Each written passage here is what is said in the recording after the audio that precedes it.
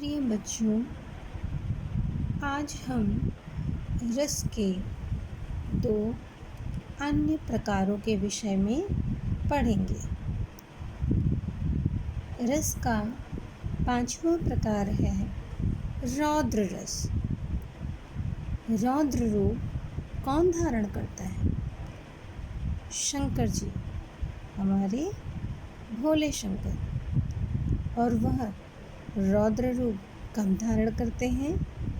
जब उन्हें अत्यंत क्रोध आता है। जब बहुत अधिक वह क्रोधित हो जाते हैं तब वह रौद्र रूप धारण करते हैं। तो इसलिए रौद्र रस का स्थायी भाव होता है क्रोध। जब किसी व्यक्ति को क्रोध आता है तो वह रौद्र रूप धारण कर लेता है। श्री कृष्ण, आइए हम उदाहरण के द्वारा जानते हैं। श्री कृष्ण के सुन वचन अर्जुन क्षोभ से जलने लगे, सब शील अपना भूल कर करतल युगल मलने लगे। श्री कृष्ण के सुन वचन अर्जुन क्षोभ से जलने लगे, अर्थात श्री कृष्ण ने जब अर्जुन को उपदेश दिया था तो उनके उपदेश को सुनकर जब उनके वचनों को अर्जुन ने सुना तो वह क्रोध से जलने लगते हैं। क्यों? क्योंकि कृष्ण ने उन्हें अपने जो सगे संबंधी थे उनके माया मोह से हटने के लिए उनको जो वचन सुनाए थे उन वचनों से प्रभावित होकर वह क्रोधित हो उठते हैं और अपने धनुष बाण को उठा लेते हैं। सब शील अपना भूल कर करतल युगल मलने लगे। आज वह इस वक्त अपना सारी शीलता को भूल जाते हैं और अपने हाथों की हथेलियों को, दोनों हाथों की हथेलियों को आपस में मलने लगते हैं क्रोधवश। संसार देखे अब हमारे शत्रु रण में मृत पड़े, करते हुए यह घोषणा वे हो गए उठकर खड़े।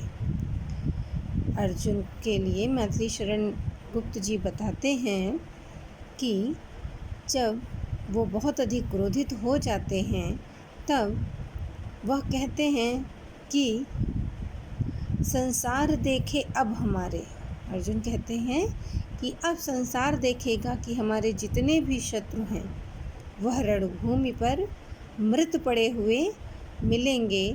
ऐसी घोषणा करते हुए वह उठ खड़े होते हैं। तो इन पंक्तियों के द्वारा हमें श्री कृष्ण के वचन सुनने के उपरांत अर्जुन के क्रोधित हो उठने के विषय में पता चलता है। आइए अब हम देखते हैं भयानक रस, छठा प्रकार। भयानक, भयानक से पता चलता है कि यहाँ पर भय के विषय में बात की जा रही है। जिस भाव के द्वारा भय उत्पन्न हो उसे भयानक रस कहते हैं। आइए उदाहरण के द्वारा हम समझते हैं। एक ओर अजगरहि लखी, एक ओर मृगराय। कह रहे हैं कि एक ओर कौन है? अर्जुन है, एक ओर अजगर है और दूसरी ओर मृगराय है। बिकल बटोही बीच ही, परियो मूर्छा खाए।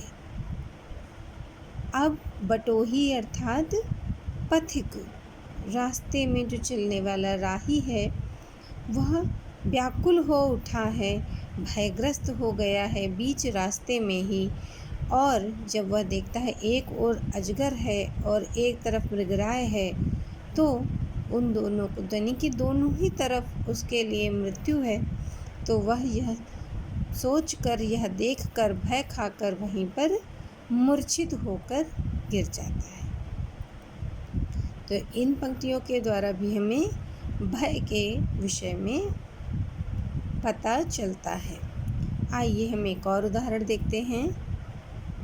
उधर गरजती सिंधु लहरियाँ कुटिल काल के जालों सी, चली आ रही फेन उगलती फन फैलाए व्यालों सी।